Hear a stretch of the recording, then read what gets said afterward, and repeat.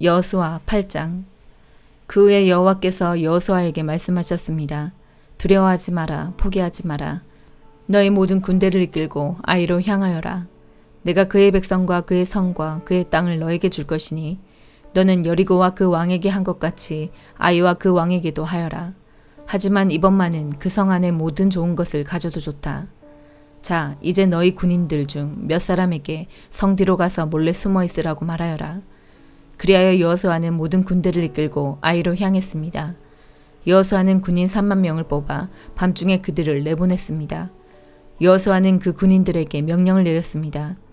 여러분은 성 뒤쪽에 숨어 있으시오. 성에서 멀리 떨어져 있지 말고 성을 주의 깊게 살펴보면서 언제라도 싸울 준비를 하고 있으시오. 나와 나를 따르는 군대는 성을 향해 진군할 것이고 성 안의 사람들은 우리와 싸우기 위해 밖으로 나올 것이오. 그때 우리는 전에 했던 것처럼 등을 돌려 후퇴할 것이고 그들은 성을 떠나 우리를 쫓아올 것이오. 그들은 우리가 전처럼 도망치는 것을 생각할 것이오. 우리가 후퇴할 때 여러분은 숨어있던 곳에서 나와 성을 차지하시오. 하나님 여호와께서 여러분에게 그 성을 주실 것이오. 아이성을 점령한 후에는 그 성을 불태우시오. 여호와께서 말씀하신 대로 하시오. 보시오. 내가 분명히 여러분에게 명령을 내렸소. 그 말을 한 후 여호수아는 그들을 보냈습니다. 그들은 베델과 아이의 서쪽 사이에 숨었습니다. 그러나 여호수아는 그날 밤 자기 백성들과 함께 진에 머물렀습니다. 여호수아는 이튿날 아침 일찍 일어나서 자기 군대를 불러 모았습니다. 여호수아와 이스라엘의 장로들은 아이로 군대를 이끌고 갔습니다. 여호수아를 따르는 모든 군인들은 아이로 행군했습니다. 그들은 성 앞에서 멈춰선 후 아이의 북쪽에 진을 쳤습니다. 그들과 성 사이에는 골짜기가 있었습니다. 여호수아는 5,000명 가량의 군인을 뽑아 베델과 아이 사이로 보내어 그곳에 숨어 있게 했습니다. 이처럼 이스라엘 백성은 각기 자기 자리를 잡고 있었습니다. 주력 부대는 성 북쪽에 있었습니다. 다른 사람들은 서쪽에 숨어 있었습니다. 그날 밤 여호수아는 골짜기 아래로 내려갔습니다. 아이의 왕이 이스라엘 군대를 보았습니다. 그래서 왕과 그의 백성은 이튿날 아침 일찍 일어나 싸우기 위해 서둘러 움직였습니다. 그들은 성 동쪽에 있는 어떤 곳으로 나갔습니다. 왕은 이스라엘 군인들이 성 뒤쪽에 숨어서 기다리고 있다는 것을 몰랐습니다. 여호수아와 이스라엘의 모든 군인들은 아이의 군대에 쫓겨 후퇴하는 척하며 광야길로 도망쳤습니다. 아이의 군인들은 성을 떠나 여호수아의 군대를 뒤쫓아갔습니다. 아이와 베델의 사람들은 한 명도 남지 않고 모두 이스라엘의 군대를 쫓았습니다. 그들은 성문을 열어둔 채 이스라엘 군대를 따라갔습니다. 그때 여호와께서 여호수아에게 말씀하셨습니다. 네 창을 아이 쪽으로 치켜들어라. 내가 그 성을 너에게 주겠다. 그래서 여호수아는 자기 창을 아이 성을 향하여 치켜들었습니다. 이스라엘 사람들은 여호수아가 창을 치켜드는 것을 보고 숨어있던 곳에서 나와 급히 성으로 달려갔습니다. 그들은 성으로 들어가 성을 점령하고 재빨리 성에 불을 질렀습니다. 아이 사람들이 뒤를 돌아보니 성에서 연기가 하늘로 치솟고 있었습니다. 아이 사람들은 이쪽으로도 저쪽으로도 도망칠 수 없게 되었습니다. 그때 광야로 도망치던 이스라엘 사람들이 뒤쫓던 아이 사람들을 향해 방향을 돌렸습니다. 여호수아와 그의 모든 사람들은 숨어있던 군대가 성을 점령한 것과 성에서 연기가 올라오고 있는 것을 보았습니다. 그들은 되돌아와서 아이 사람들을 공격했습니다. 숨어있던 사람들도 성에서 나와 같이 싸웠습니다. 아이 사람들은 이스라엘 군대에 포위되고 말았습니다. 이스라엘 사람들은 아이 사람이 한 명도 남지 않을 때까지 쳐 죽였습니다. 적군 중에 살아남은 사람은 아무도 없었고 다만 아이의 왕만이 살아남았습니다. 여호수아의 군대는 아이 왕을 여호수아에게 데리고 왔습니다.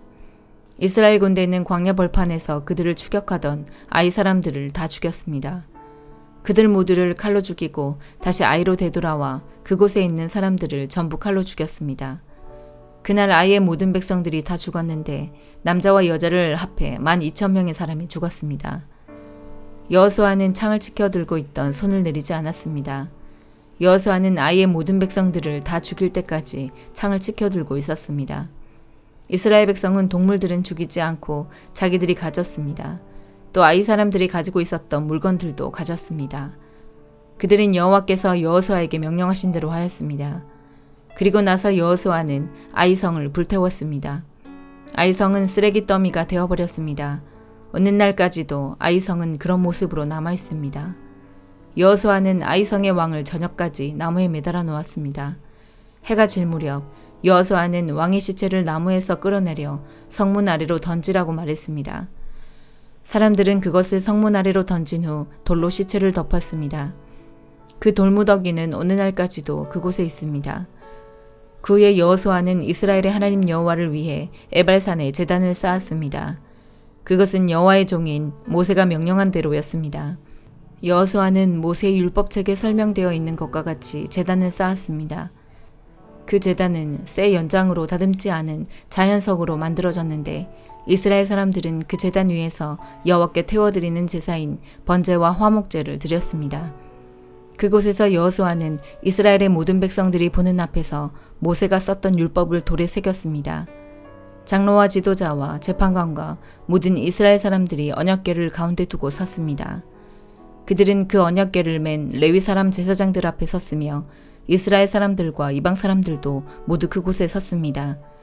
백성 중 절반은 에발산 앞에 섰고 나머지 절반은 그리심 산 앞에 섰습니다. 그들은 전에 모세가 백성을 위해 복을 빌 때 그렇게 하라고 명령했던 대로 했습니다. 그 뒤에 여호수아는 율법책에 적혀있는 대로 복과 저주의 말씀을 모두 읽었습니다. 이스라엘 사람들이 다 모였습니다. 여자들과 어린이들과 이스라엘 사람들과 함께 사는 이방 사람들도 그곳에 모였습니다. 여호수아는 모세가 준 명령을 빠짐없이 읽었습니다. 시편 139편. 여호와여, 주께서 지금까지 나를 살피셨으니 주는 나를 알고 계십니다. 주는 내가 언제 앉고 언제 일어서는지를 알고 계십니다. 주는 멀리서도 나의 생각들을 아십니다. 주는 내가 나가고 눕는 것을 아십니다. 주는 나의 모든 길에 대해 잘 알고 계십니다. 내가 무슨 말을 하려는지 여호와여, 주는 그것을 다 알고 계십니다. 주는 앞뒤로 나를 둘러싸고 계십니다. 주는 주의 손으로 나를 붙잡고 계십니다. 이것을 안다는 것은 내게 너무도 엄청난 일입니다. 그런 지식은 내가 알기에는 너무도 깊고 오묘합니다. 내가 주의 영을 떠나 어디로 갈 수 있겠습니까? 내가 주가 계신 곳을 떠나 어디로 도망갈 수 있겠습니까? 만일 내가 하늘 위로 올라간다 해도 주는 거기 계십니다. 내가 깊은 곳에 눕는다 해도 주는 거기 계십니다. 만일 내가 새벽의 날개 위에 오른다 해도 내가 바다의 저 끝쪽에 자리를 잡는다 해도 주의 손이 거기서 나를 인도하실 것이요 주의 오른손이 나를 굳게 잡으실 것입니다. 만일 내가 어둠이 확실하게 나를 숨겨줄 것이다 라고 말한다 해도 빛이 내 주위에서는 밤이 된다라고 말한다 해도 어둠이 주께는 어둡지 않을 것입니다. 밤이 나처럼 빛날 것입니다. 이는 어둠이 주께는 빛과 같기 때문입니다. 주께서 나의 가장 깊은 곳을 지으셨으며 나의 어머니의 뱃속에서 나를 만드셨습니다. 내가 주를 찬양합니다. 이는 내가 신기하고 놀랍게 만들어졌기 때문입니다. 주께서 하신 일들은 놀랍습니다. 나는 그것을 아주 잘 알고 있습니다. 내 몸은 주께로부터 피하여 숨을 수 없습니다. 이는 내가 은밀한 곳에서 만들어질 때에 그러했습니다. 내가 땅의 깊은 곳에서 만들어졌을 때 주의 눈이 아직 형태를 갖추지 않은 내 몸을 보셨습니다. 내게 정해진 모든 날들이 주의 책 속에 기록되었습니다. 이 날들의 하루가 시작되기 전에 이미 기록되었습니다. 오 하나님, 주의 생각들이 내게 얼마나 소중한지요. 그것들이 얼마나 크고 많은지요. 만일 내가 그것들을 셀 수 있다면 아마 모래알의 숫자보다 더 많을 것입니다. 내가 잠에서 깰 때도 나는 여전히 주와 함께 있습니다. 오 하나님, 주님은 반드시 악한 자들을 죽이실 것입니다. 피에 굶주린 사람들이여 내게서 떠나십시오. 그들은 악한 의도로 주에 대해 말합니다. 주의 원수들이 주의 이름을 욕합니다. 여호와여, 주를 미워하는 자들을 내가 어찌 미워하지 않으며 주께 대항하는 자들을 내가 어찌 싫어하지 않을 수 있겠습니까? 내게는 그들에 대한 미움만이 있을 뿐입니다. 나는 그들을 나의 원수로 생각하고 있습니다. 오 하나님, 나를 살피시고 나의 마음을 알아주소서. 나를 시험하시고 나의 뜻을 살펴주소서. 혹시 내 안에 무슨 악한 길이 있는지를 살피시고 나를 영원한 길로 인도해 주소서. 예레미야 2장. 여호와께서 나에게 말씀하셨다. 가서 예루살렘을 향하여 외쳐라. 주 여호와의 말이다. 네가 젊었을 때에 너는 내게 충성하였고 신부처럼 나를 사랑하였다. 아무것도 심은 적이 없는 메마른 광야에서 나를 따랐다. 이스라엘 백성은 거룩하여 내 소산 중에 첫 열매 같았다. 이스라엘을 해치려 하는 사람은 벌을 받아 재앙이 그들에게 닥쳤다. 나 여호와의 말이다. 야곱의 집과 이스라엘 백성의 모든 백성아, 여호와의 말씀을 들어라. 여호와께서 이렇게 말씀하셨다. 내가 너희 조상에게 무엇을 잘못했기에 나에게서 멀리 떠났느냐. 그들은 헛된 우상을 섬김으로 스스로 헛된 사람이 되었다. 너희 조상은 우리를 이집트에서 이끌어내신 여호와, 광야 가운데서 메마르고 험한 땅에서, 어둡고 위험한 땅에서, 아무도 다니지 않고 아무도 살지 않는 땅에서 우리를 인도해내신 여호와께서 지금은 어디에 계시는가 하고 묻지도 않는다. 나는 너희를 기름진 좋은 땅으로 인도하여 그 열매와 곡식을 먹게 했다. 그런데 너희는 내 땅으로 들어와서 그 땅을 더럽히고 그곳을 역겨운 곳으로 만들었다. 제사장들은 여호와께서 어디에 계시는가 하고 묻지도 않고, 율법을 다루는 사람들은 나를 알지도 못한다. 지도자들은 나를 배반하고 예언자들은 바알의 이름으로 예언한다. 그들은 아무런 유익이 되지 않는 우상을 섬긴다. 그러므로 내가 다시 한번 너희를 책망하고 너희 자손을 책망할 것이다. 나 여호와의 말이다. 너희는 바다를 건너 기띔 섬에 가보아라. 게달 땅에 사람을 보내어 이런 일이 일어난 적이 있는지 자세히 알아보아라. 어느 나라가 자신들의 신을 다른 신으로 바꿨느냐? 물론 그들의 신은 진짜 신이 아닌데도 말이다.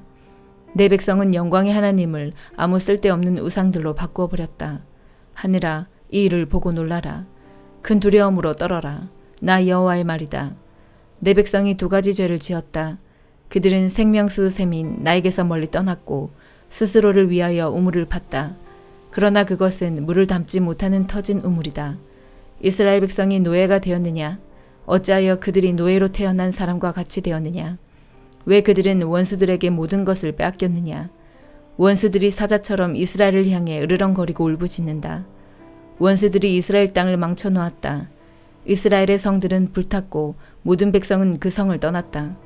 놉과 다바네스 같은 이집트의 성에서 온 사람들도 네 머리를 밀어 너희를 욕보였다. 이런 일은 네 스스로 불러들인 것이니 이는 너희 하나님 여호와가 네 길을 인도하는데도 나를 버리고 떠났기 때문이다. 이제 네가 이집트로 가서 시올 강물을 마셔보아야 아무 소용이 없다. 아시리아로 가서 유프라테스 강물을 마셔보아도 아무 소용이 없다. 네가 저지른 악이 너를 벌하고 네가 저지른 잘못이 너를 꾸짖을 것이다. 네 하나님 여호와를 떠나는 것은 참으로 무서운 죄이며 네가 나를 두려워하지 않는 것은 큰 잘못이니 생각해보고 깨달음을 얻도록 하여라. 주 만군의 여호와의 말이다. 소가 그 멍에를 부러뜨리듯이 옛적부터 너는 내게 순종하지 않았고 너를 묶은 밧줄을 끊으며 나는 주를 섬기지 않겠다고 말했다. 높은 언덕 위에 있을 때마다 푸른 나무 아래에 있을 때마다 너는 창녀처럼 몸을 눕혔다. 나는 가장 좋은 씨를 골라 너를 특별한 포도나무로 심었는데 어찌하여 너는 나쁜 열매를 맺는 들포도나무가 되었느냐? 재물로 몸을 닦고 비누로 아무리 몸을 씻어도 네 죄의 흔적은 여전히 내 앞에 남아있다. 주 여호와의 말이다. 네가 어찌 나는 죄가 없다. 나는 바알 신들을 섬기지 않았다고 말할 수 있느냐? 네가 그 골짜기에서 한 짓들을 생각해 보아라. 네가 한 일들을 생각해 보아라.